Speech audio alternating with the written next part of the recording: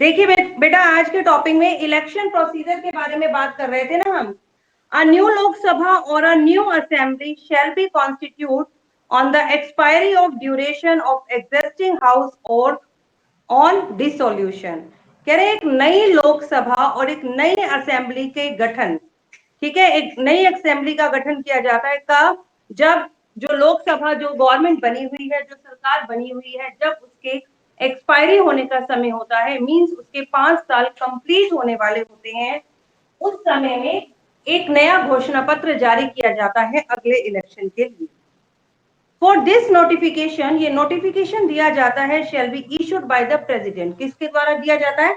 ये जो नोटिफिकेशन है हमारी कंट्री के जो प्रेसिडेंट है, क्या नाम है हमारे प्रेसिडेंट का? मिस्टर रामनाथ कोविंद, ठीक है। ये ही हमारे जो है नोटिफिकेशन देते हैं किसका? इलेक्शन का। और या गवर्नर, यदि स्टेट के अंदर हो, स्टेट लेजिस्लेटिव असेंबली के अंदर है तो गवर्नर देंगे। पूरी कंट्री के लिए लोकसभा या राज्यसभा में हो रहा है तो हमारे प्रेसिडेंट देंगे। द केस में भी, मतलब केस आपका यूनियन गवर्नमेंट का हो तो आपके प्रेसिडेंट, और स्टेट गवर्नमेंट की बात हो तो आपके governor. As soon as the notification is issued, ये जो नोटिफिकेशन है इशू हो जाता है, द इलेक्शन प्रोसीजर स्टार्ट, और इसके साथ ही इलेक्शन का प्रोसीजर भी शुरू होता है। फर्स्ट है नोटिफिकेशन ऑफ इलेक्शन डेट। सबसे पहले इलेक्शन की डेट का नोटिफिकेशन दिया जाता है कि मीन किस डेट को इलेक्शंस होने वाले हैं। The date for election to various constituencies in a state are announced by the election commission. और आप सभी को मैंने ये बताया ही था कि इलेक्शन करवाने का काम इलेक्शन कमीशन का होता है, ठीक है। तो इलेक्शन के लिए डेट सेलेक्ट कर कर वो डिफरेंट कॉन्स्टिट्यूएंट्स में उन्हें अनाउंस कर देती है कौन? Election commission. इलेक्शन कमीशन के द्वारा राज्य की डिफरेंट कॉन्स्टिट्यूएंट्स में, निर्वाचन क्षेत्रों के अंदर इलेक्शन की डेट बता दी जाती है। Selection of candidate by political party and filling the nomination paper. अब क्या होता है, इसके बाद अलग अलग पार्टी के लोग अपने किस एरिया के अंदर किस व्यक्ति को खड़े करने वाले हैं, किसको वो अपनी पार्टी से सीट देंगे, उसका सिलेक्शन करना शुरू कर देते हैं, ठीक है। सिलेक्शन करते हैं कैंडिडेट का कि हमारी पार्टी से कौन व्यक्ति खड़ा होगा, and filling of nomination paper, और वो नॉमिनेशन पेपर भरते हैं। बेटा किसी को पता है नॉमिनेशन पेपर के बारे में? आपके घर में जब गांव में कोई इलेक्शन होते हैं तो नॉमिनेशन फॉर्म भरा जाता है, पता है किसी को कि इलेक्शन के लिए फॉर्म भरा गया? किस बच्चे ने सुना हुआ है? ठीक है, आगे देखिए, इलेक्शन के लिए फॉर्म भरा जाता है। Election commission announce the last date for filling the nomination paper. अब इलेक्शन कमीशन डेट तो बताती ही है इलेक्शन की, साथ साथ में नॉमिनेशन पेपर फिल करने के लिए कि कौन कौन व्यक्ति इलेक्शन लड़ने के लिए एग्री हैं, उनके लिए नॉमिनेशन जो पेपर भरने की डेट, लास्ट डेट है, वो भी अनाउंस कर देती है कि ये डेट लास्ट है, इस डेट तक आप अपना नामांकन पत्र भर सकते हैं। Different political parties immediately start selecting their candidates for contesting the election। अब क्या होता है, डिफरेंट पॉलिटिकल पार्टीज, अलग अलग जो राजनीतिक पार्टियां हैं, बीजेपी की हो गई, कांग्रेस की हो गई, आम जनता पार्टी की हो गई, बहुजन समाज पार्टी हो गई, समाजवादी पार्टी हो गई, तो ये सब पार्टी जो है अपने अपने कैंडिडेट को सेलेक्ट करना शुरू कर देती हैं कंटेस्टिंग द इलेक्शन, चुनाव लड़ने के लिए। द पार्टी कैंडिडेट्स, पार्टी के जो ये कैंडिडेट हैं, एंड इंडिपेंडेंट, इंडिपेंडेंट मतलब कोई और व्यक्ति जो किसी पार्टी से रिलेशन नहीं है उसका, वो बीजेपी का भी नहीं है, वो कांग्रेस का भी नहीं, किसी पार्टी से उसका कोई रिलेशन नहीं है, तो वो इंडिपेंडेंट पर्सन भी अलग से अपना चुनाव लड़ सकता है और नॉमिनेशन पेपर को फिल कर सकता है। उसको हम बोलते हैं निर्दलीय पार्टी का व्यक्ति है। निर्दलीय है मतलब किसी भी पार्टी से उसका कोई संबंध नहीं है, निर्दलीय है, कोई भी पार्टी का कैंडिडेट नहीं होता वो। तो जो डिफरेंट पॉलिटिकल पार्टीज हैं, अब वो उन्होंने क्या कहते हैं, अपने कैंडिडेट को सिलेक्ट कर लिया, या फिर क्या होता है, वो पार्टी का कैंडिडेट या फिर वो इंडिपेंडेंट व्यक्ति जो किसी भी पार्टी से रिलेशन नहीं रखता, फिल देयर नॉमिनेशन पेपर, वो अपना नॉमिनेशन पेपर भर देते हैं, अपना नामांकन पत्र भरते हैं। फिर क्या होता है, स्क्रूटनी। स्क्रूटनी क्या होती है बेटा? जांच की जाती है। स्क्रूटनी मतलब जांच, परीक्षण किया जाता है। The returning officer, returning officer होते हैं इलेक्शन कमीशन के अंदर, वो स्क्रूटनीज द नॉमिनेशन पेपर, वो इन नॉमिनेशन पेपर की पूरी अच्छी तरीके से जांच करते हैं कि जिस व्यक्ति ने इस नामांकन पत्र को भरा है, क्या वो इसके लिए क्वालिफाइड है। ही में रिजेक्ट एनी नॉमिनेशन, वो हर एक ऐसे नॉमिनेशन को रिजेक्ट कर सकते हैं, हर एक ऐसे नामांकन पत्र को रिजेक्ट कर सकते हैं if the candidate is not qualified for being chosen to fill the seat. यदि ऐसा लगे कि ये व्यक्ति इस सीट के लिए चुनाव लड़ने के लिए क्वालिफाइड नहीं है, तो ऐसी स्थिति में जो आपके रिटर्निंग ऑफिसर हैं उसके नामांकन पत्र को खारिज कर देते हैं। Publication of list of candidates. अब क्या होता है, अब नामांकन पत्र भर दिए, अब इलेक्शन कमीशन को पता चल गया किस किस पार्टी से या कितने व्यक्ति इलेक्शन लड़ने वाले हैं, तो अब वो उसकी लिस्ट निकालती है। जो रिटर्निंग ऑफिसर है, returning officer publishes the list consisting the candidates, चुनाव लड़ने वाले व्यक्तियों की लिस्ट पब्लिश करते हैं, प्रकाशन करते हैं उसका। एलोकेशन ऑफ सिंबल, एलोकेशन मतलब होता है बांटना। चुनाव चिन्ह, आपने देखा होगा कि सभी पार्टीज के अपने अपने चुनाव चिन्ह होते हैं, और जो व्यक्ति निर्दलीय होता है उसको भी कोई ना कोई चुनाव चिन्ह दिया जाता है इलेक्शन कमीशन के द्वारा। The election commission allocates symbol to all consisting candidates। अब सभी चुनाव लड़ने वाले व्यक्तियों को इलेक्शन कमीशन चुनाव चिन्ह बांटती है। इलेक्शन मैनिफेस्टोस, मैनिफेस्टोस मतलब होता है घोषणा पत्र, चुनाव का घोषणा पत्र। Political parties bring out their election manifestos. अब जो पॉलिटिकल पार्टीज हैं वो अपने उस चुनाव घोषणा पत्र को ले लेती हैं। These manifestos specifies the program and the policies which the party will implement। कह रहे हैं अब इसी घोषणा पत्र से ये स्पेसिफाई होता है कि वो कौन कौन सी प्रोग्राम और कौन कौन सी नीतियों को लड़ने वाले हैं अपनी पॉलिटिकल पार्टी के लिए। आपने देखा होगा जब भी इलेक्शन होते हैं तो पॉलिटिकल पार्टी लोगों को प्रभावित करने के लिए, लोगों को अपने प्रभाव में लेने के लिए कई कई प्रोग्राम्स बनाती है। ठीक है, इफ वोटेड टू पावर, क्योंकि वोट की पावर है, जितने ज्यादा व्यक्ति वोट देंगे उतने ही सीटों से वो जीत जाएंगे। पेज टर्न कीजिए बेटा, पॉइंट नंबर 7, इलेक्शन कैंपेन। अब इलेक्शन के लिए अभियान शुरू हो जाता है। अब वो कैंडिडेट अपनी जी जान लगा देते हैं कि ज्यादा से ज्यादा लोग प्रभावित हों और उन्हें वोट दें। The candidate who belong to political parties or those consisting as independent candidate। अब वो कैंडिडेट जो या तो किसी पॉलिटिकल पार्टी से संबंध रखते हैं या फिर वो किसी इंडिपेंडेंट कैंडिडेट हैं, या वो कोई इंडिपेंडेंट है, किसी पार्टी का नहीं है, निर्दलीय है। कंसिस्टिंग, जो चुनाव लड़ रहे हैं, चुनाव लड़ने वाले जो पॉलिटिकल पार्टीज के कैंडिडेट हैं या निर्दलीय पार्टी के कैंडिडेट हैं। डिस्ट्रीब्यूट, वो बांटते हैं, क्या क्या बांटते हैं, लोगों को पैम्पलेट्स बांटते हैं। आपको पता है इलेक्शन होते हैं, पैम्पलेट्स बंटने शुरू हो जाते हैं। लीफलेट्स, पत्रक होते हैं। फ्लैग चिन्ह बना देते हैं, वो अपने झंडे बना देते हैं अपने सिंबल के अकॉर्डिंग। स्टिकर्स बनाते हैं, एक्सेट्रा, बहुत सी ऐसी चीजें, ब्रोच बना देते हैं। ठीक है, कार्ड्स बनाते हैं, तो कई चीजें वो बांटते हैं अमंग्स द वोटर, किनके बीच, वोटर्स के बीच, क्योंकि वोटर्स ने उन्हें चुनाव देना है तो वोटर्स को जागरूक करते हैं, उन्हें अपने प्रभाव में लेने की कोशिश करते हैं। The political parties organise public meeting. अब जो पॉलिटिकल पार्टीज है, राजनीतिक पार्टियां जो हैं, वो पब्लिक मीटिंग भी ऑर्गेनाइज करती हैं, आम सभा शुरू कर देती हैं, लोगों को इकट्ठा कर कर उन्हें अपने नए प्लान बताती हैं कि जब हम पावर में आएंगे तो हम ये काम करवाएंगे। उसके लिए वो रैलीज भी निकाल सकती हैं। Rallies are also organise to attract large crowd. Crowd मैंने भीड़, बहुत ज्यादा लोगों को अट्रैक्ट करने के लिए वो रैलीज भी निकालते हैं। Nowadays, television play an effective role in creating awareness about the policies and the program of various political parties।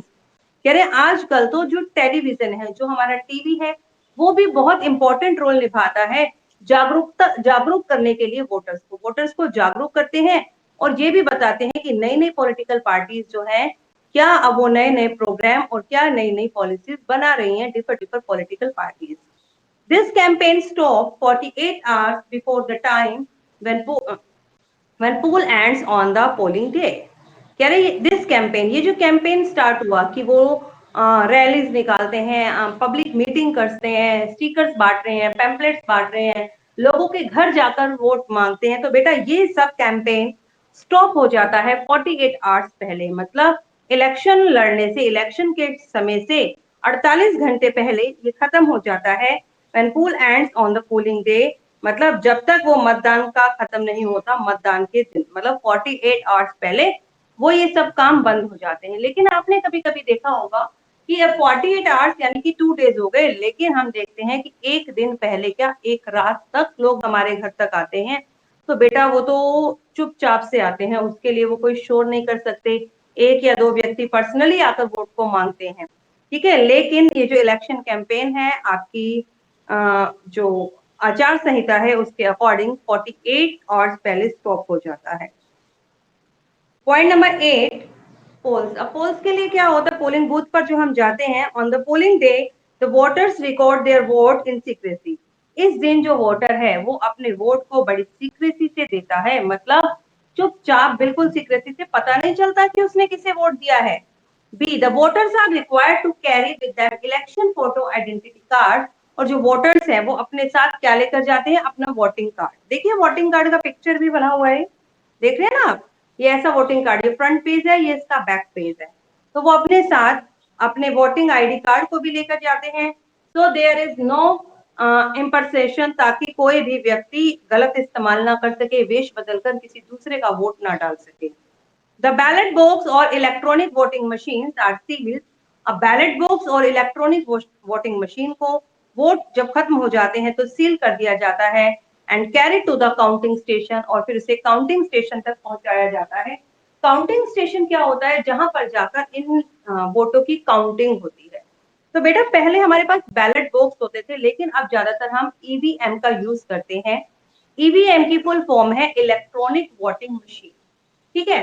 पहले क्या था, बैलेट बॉक्स था, एक बॉक्स होता था, उसमें जैसे हमारी गुल्लक में ऊपर जगह बनी रहती है ना, ऐसे ही उस बॉक्स में जगह बनी रहती थी और उसके अंदर हम अपना वोट डालते थे। कैसे डालते थे, एक बहुत बड़ा सा पर्चा होता था, ठीक है, पैम्पलेट्स होता था पूरा, उसके ऊपर सीरियल नंबर और लड़ने वाले कैंडिडेट्स के नेम और उनके सिंबल लगे लिखे रहते थे लाइन से, कि 1 2 3 4 10 कैंडिडेट्स हैं, उनके क्या क्या नाम है, उनके क्या क्या सिंबल है, और उसके आगे जगह बनी रहती थी जहां पर हमें अपनी स्टैंप लगानी होती थी। स्टैंप हमें वहीं पर मिलती थी बैलेट बॉक्स के पास में।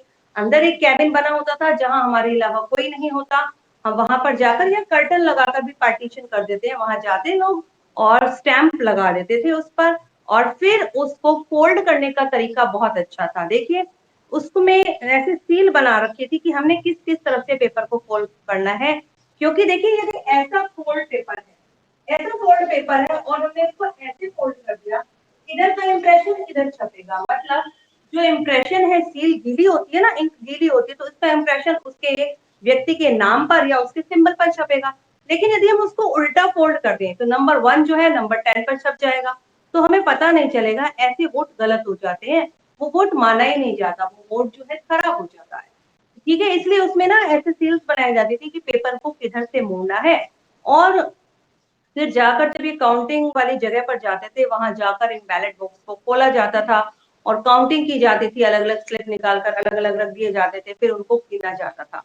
इसमें बहुत ज्यादा समय लग जाता था, लेकिन अब जो इलेक्ट्रॉनिक वोटिंग मशीन आई है, बस एक मशीन बनी है, उसमें व्यक्ति का नाम और उसका साइन बना हुआ है, देन सामने एक बटन है, बस हमने एक बटन, ऐसा नहीं कि हम गए हमने 2-3 बार पुश कर दिया तो हमारे 2-3 वोट हो गए, ऐसा नहीं होता है। जब हम जाते हैं बाहर तो सबसे पहले वो अपना जो उनके पास एक लिस्ट होती है, उस लिस्ट में वो नाम चेक करते हैं, नाम चेक करने के बाद हमारा आइडेंटिटी कार्ड चेक होता है, और उसके बाद हमारे हाथ पर एक इंक का साइन भी लगा दिया जाता है, और वो इंक जो है ना काफी डार्क होती है और काफी जल्दी वो रिमूव नहीं हो पाती है, ठीक है। एक बार अगर व्यक्ति को लग जाए तो वो कई दिन तक रहती है, वो रिमूव नहीं होती जल्दी से, और उसके बाद से वो व्यक्ति को आगे भेजा जाता है जब वो अपने कैबिन तक पहुंचता है, जहां पर इलेक्ट्रॉनिक वोटिंग मशीन को रखा गया है।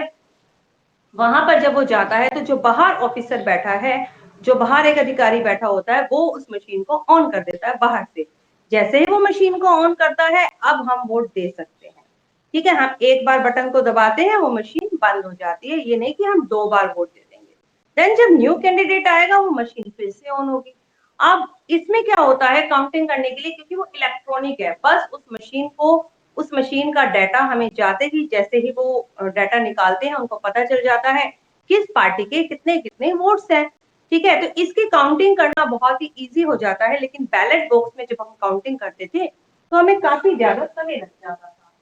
नेक्स्ट है point number 9, counting to votes and the declaration of result. अब क्या हुआ, इलेक्ट्रॉनिक वोटिंग मशीन को ले गए थे वो स्टेशन तक, वहां पर काउंटिंग होगी जैसा कि मैंने आपको बताया। On the date fix on the date fix on counting, जो डेट फिक्स की जाती है काउंटिंग के लिए, काउंटिंग होती है। ऑफिशियल जो अधिकारी हैं ऑन इलेक्शन ड्यूटी, जो चुनाव की ड्यूटी पर होते हैं, काउंट द वोट, वो वोट्स को काउंट करते हैं in the presence of candidate और देयर रिप्रेजेंटेटिव। जहां पर वोट की काउंटिंग की जाती है उस रूम के अंदर या तो वो कैंडिडेट होता है या फिर उसका कोई रिप्रेजेंटेटिव बैठे रहते हैं। जितने भी लोग चुनाव लड़ रहे हैं, मान लीजिए 10 कैंडिडेट हैं, 8 हैं, 15 हैं, तो उनका एक एक मेंबर उस रूम में जरूर होता है ताकि उसके नतीजे बताने में किसी भी प्रकार की गड़बड़ नहीं हो। The candidate who get the highest number of the vote, फिर वो जो व्यक्ति जिसको सबसे ज्यादा वोट मिलते हैं इज डिक्लेयर्ड इलेक्टेड, उसे ही चुन लिया जाता है, डिक्लेयर कर दिया जाता है, घोषणा कर दी जाती है कि ये व्यक्ति जो है चुनाव में जीत गया है। इलेक्शन पेटिटिशन, पेटिटिशन का मतलब होता है याचिका, ठीक है, एक रिटर्न में एक एप्लीकेशन देना। इफ अ कैंडिडेट फील, अब वो सभी कैंडिडेट बैठे थे लेकिन एक कैंडिडेट को ऐसा लगा कि यहाँ पर सही से काउंटिंग नहीं हुई, तो वो आगे एक याचिका दायर कर सकता है, अपील कर सकता है। If a candidate feel the election had not been held fairly, यदि कैंडिडेट को लगता है कि चुनाव जो है वो फेयरली नहीं हुए हैं, ही या she can a petition in high court, तो वो हाई कोर्ट में जाकर, जो हमारा उच्च न्यायालय है, वहां पर जाकर अपनी याचिका दर्ज कर सकता है। फ्रेश इलेक्शंस आर ऑर्डर्ड, फिर दोबारा इलेक्शन के लिए भी ऑर्डर निकाला जा सकता है। कब?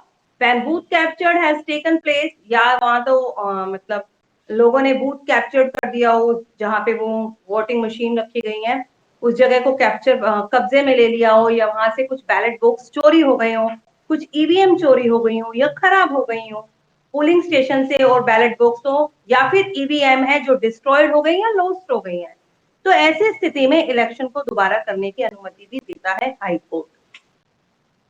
These elections electronic machines are used in most of the constituencies, कह रहे these days, आजकल जो इलेक्ट्रॉनिक वोटिंग मशीन है, ईवीएम है, उसका बहुत ज्यादा इस्तेमाल होता है कॉन्स्टिट्यूंसीज में। कॉन्स्टिट्यूंसीज क्या होती है? निर्वाचन क्षेत्र। एक राज्य को कई पार्ट्स में बांट दिया जाता है और अलग अलग पार्ट से अलग अलग कैंडिडेट शुरू होते हैं। वो जो डिफर पार्ट्स हैं उन्हें हम कॉन्स्टिट्यूंसीज या निर्वाचन क्षेत्र कहते हैं। द ईवीएम सेव टाइम, क्योंकि ईवीएम को तो बस हमने इलेक्ट्रॉनिक है, बस इसमें डाटा लेते ही हमें पता चल जाता है किस पार्टी के कितने वोट, तो जो ईवीएम है वो हमारे टाइम को भी सेव करती है। Save time and simplify the whole process of the counting of votes, और वोट का जो काउंटिंग का पूरा प्रोसेस है उसे बहुत ही सिंपल बना देती है। अब देखिए इलेक्शन के प्रोसीजर की एक यहाँ पर बन रहा है, देखिए आप, सबसे पहले नॉमिनेशन भरा, फिर स्क्रूटनी ऑफ द नॉमिनेशन, उन्होंने उस नॉमिनेशन की जांच की। उसके बाद क्या था? Publication of list and candidate the election campaign. अब जो इलेक्शन कमिश्नर थे उन्होंने क्या किया? जो आपके वहां के अधिकारी थे, क्या नाम बताया था मैंने? बताइए। Returning officer. जो रिटर्निंग ऑफिसर थे उन्होंने उस लिस्ट को पब्लिकेशन किया, इलेक्शन कैंपेन स्टार्ट हो गया, उन्होंने पैम्पलेट्स बांटे, ज्यादा से ज्यादा वोटर्स को प्रभावित करने की कोशिश की।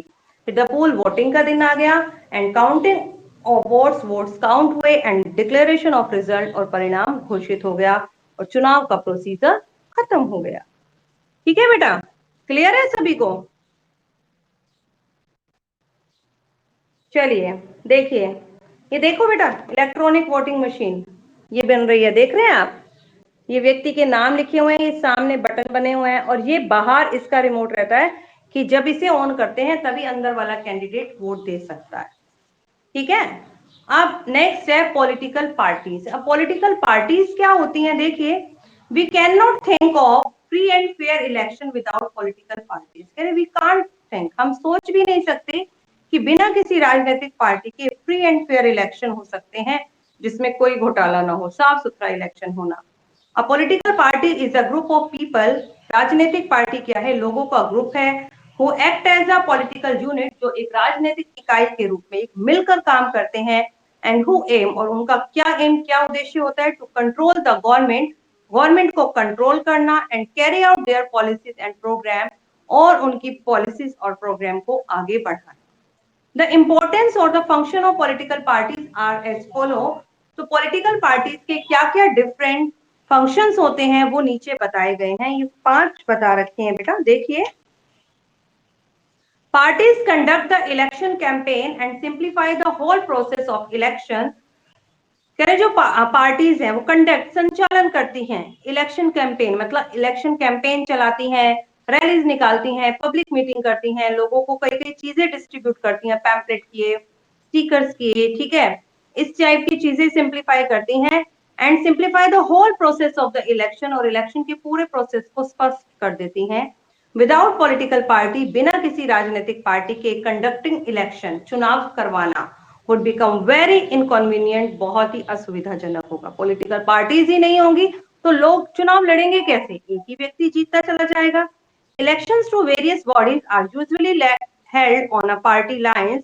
कह रहे इलेक्शन जो है विभिन्न विभिन्न निकायों के लिए चुनाव किया जाता है। इलेक्शन जो है वेरियस बॉडीज, मतलब जब इलेक्शन होते हैं तो एक पर्टिकुलर व्यक्ति को किसी एक स्पेशल निकाय के लिए, स्पेशल क्षेत्र के लिए चुना जाता है। नंबर 2, द मेजोरिटी पार्टी और विनिंग अलायंस। अलायंस मतलब गठबंधन। कभी कभी क्या होता है, एक पार्टी मेजोरिटी में होती है, आपको स्टेट लेजिस्लेटिव असेंबली में, विधानसभा में या फिर पार्लियामेंट के अंदर सरकार बनाने के लिए जब जाती है कोई भी पॉलिटिकल पार्टी, चुनाव के बाद जब देखा जाता है किस पार्टी के कितने कितने मेंबर जीत कर आए, तो जो पार्टी मेजोरिटी में होती है वो गवर्नमेंट बनाती है। मेजोरिटी में कौन सी पार्टी होगी? जिसके पास हाफ से एक ज्यादा मेंबर होगा। मीन्स जैसे कि हमारे, आप लगाइए, लोकसभा की टोटल सीटें हैं 545। अब 545 में हाफ से एक ज्यादा मेंबर चाहिए। 45 545 का हाफ करो जल्दी जल्दी, बताओ कितना हो गया? 545, 545 का हाफ करो, जल्दी बताइए। किसी को भी नहीं पता? 2 से डिवाइड कर दो, बताओ। 270, आगे भूमिका, ओपन योर माइक। भूमिका माइक ऑन करो, बताइए 545 को 2 से डिवाइड करो, कितना हो गया हाफ? 272.5 मीन्स 273।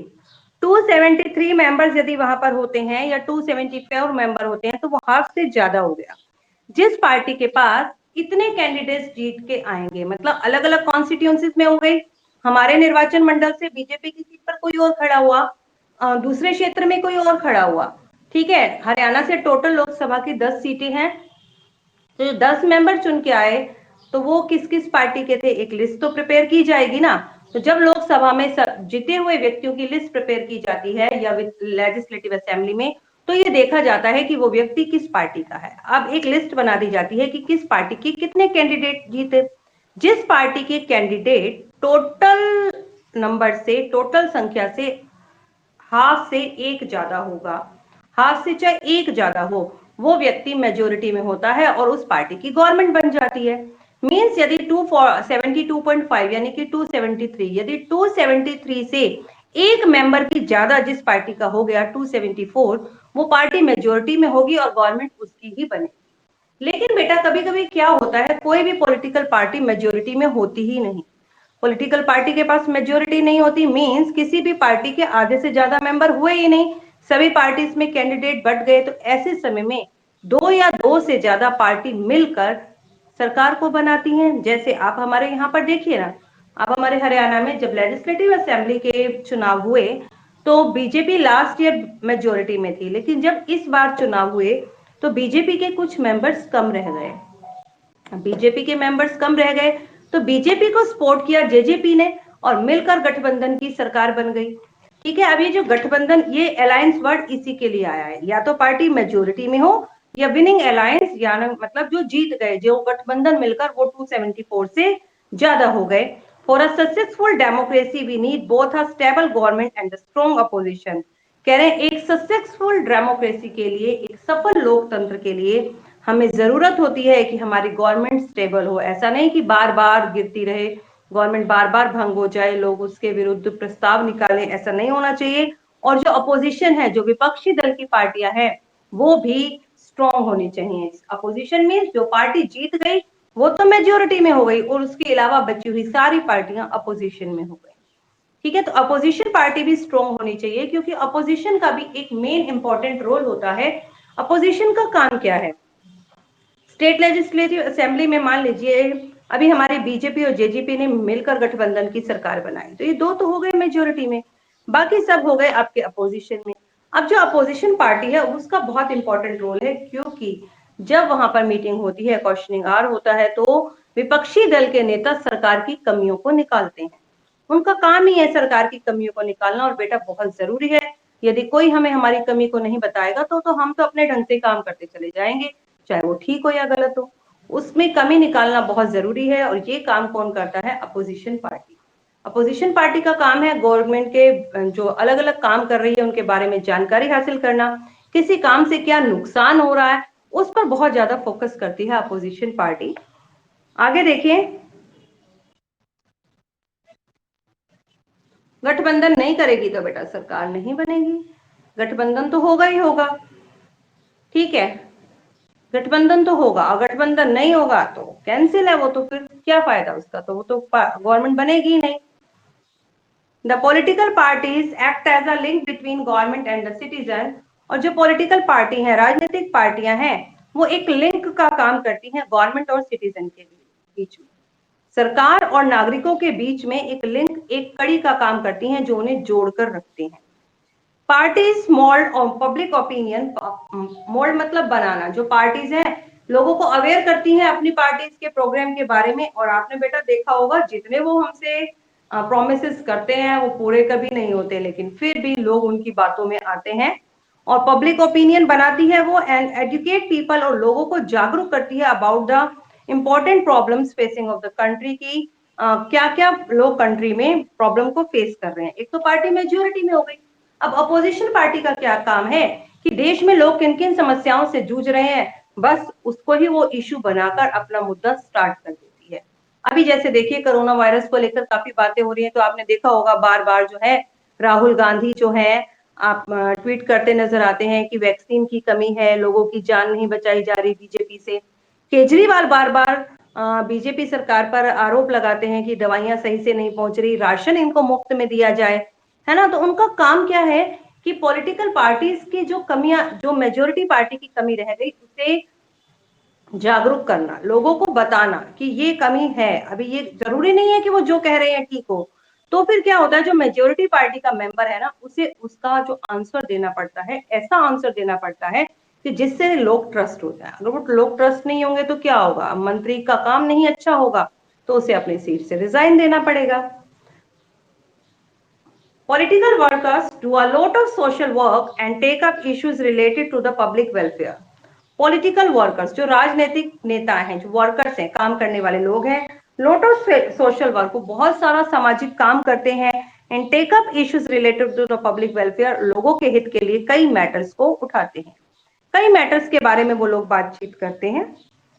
थोड़ा सा और पढ़ा दूं बेटा, ये एक टॉपिक और, कितना रह गया है, चैप्टर कल कंप्लीट हो जाएगा हमारा ये। अच्छा, अभी एक काम और करना है आपने, आपने अपनी एक्सरसाइज को साथ साथ फाइंड आउट करना है। जितना चैप्टर हमने पढ़ लिया, यदि हमारी एक्सरसाइज के अंदर उससे रिलेटेड कोई टॉपिक है, कोई फिल इन द ब्लैंक्स है, या एमसीक्यूज है, ट्रू फॉल्स है, या कोई शॉर्ट क्वेश्चन है, लॉन्ग क्वेश्चन, तो बेटा उसे सॉल्व करने की कोशिश किया करो, ठीक है। सॉल्व किया करो उसे रफ नोटबुक के अंदर। तो इस बार एक्सरसाइज मैं आपसे ही पूछने वाली हूँ, वैसे तो मैं हमेशा ही पूछती हूँ, लेकिन इस बार मैं आपको कोई आंसर नहीं बताऊंगी, सारे आंसर आप खुद ही बताने वाले हैं मुझे, ठीक है। क्लियर है सभी को? बताइए, जवाब ही नहीं है। इनमें से कोई ऐसा बच्चा जिसकी नोटबुक चेक नहीं हुई हो और उसने मुझे दिखाई नहीं हो, बताइए। शिवानी, क्या हुआ छवि? शिवानी कौन से सेक्शन से हो? शिवानी A1 से। आप पहली बार आए हो क्लास में? बेटा डेली अटेंड किया करो क्लास, और कल मैं आपकी नोटबुक चेक करूंगी, क्लास से जाना नहीं है आपने। नोटबुक कंप्लीट है आपकी?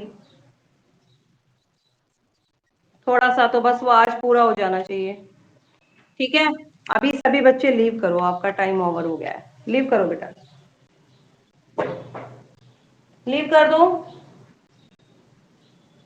वेरी गुड, जल्दी कीजिए, 3 स्टूडेंट रह गए हैं, अभिजीत, कुणाल और आशु, लीव करो।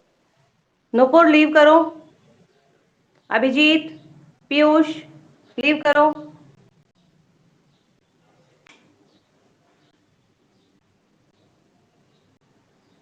लीव कर दो बेटा, अभिजीत और पीयूष लीव करो क्लास।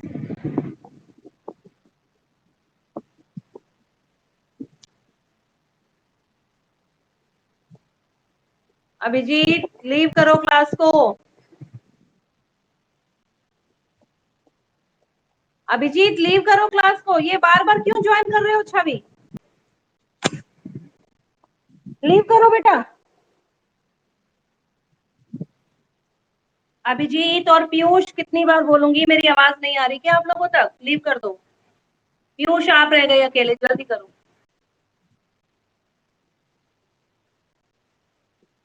पीयूष लीव करो।